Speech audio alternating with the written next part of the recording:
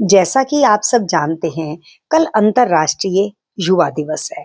अंतर्राष्ट्रीय युवा दिवस स्वामी विवेकानंद की जयंती के रूप में मनाया जाता है।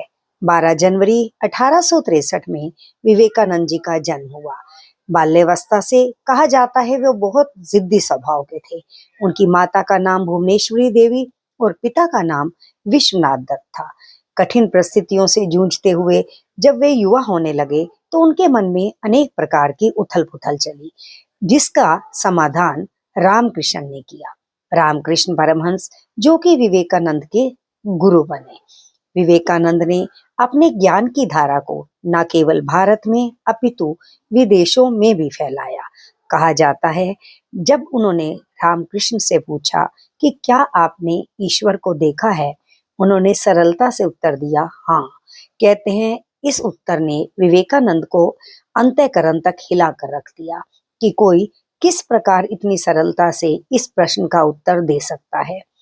कहते हैं जब वे एक बार दक्षिणेश्वर मंदिर में रामकृष्ण से मिलने के लिए गए तो रामकृष्ण ने बताया कि जाइए आप अपनी सारी शंकाओं का समाधान स्वयं ही माँ काली से पूछिए।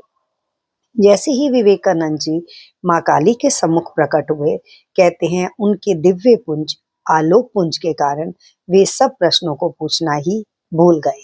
ऐसा एक बार नहीं, दो बार नहीं, 3 बार हुआ। और जब वे बाहर आए, मंदिर से बाहर आते ही उन्होंने रामकृष्ण से कहा कि मैं अपने प्रश्नों को पूछना ही भूल गया। तो कहते हैं रामकृष्ण जी ने कहा कि क्योंकि आपका जन्म इन कार्यों के लिए हुआ ही नहीं है, आप देश में वेदांत के प्रचार हेतु जाइए।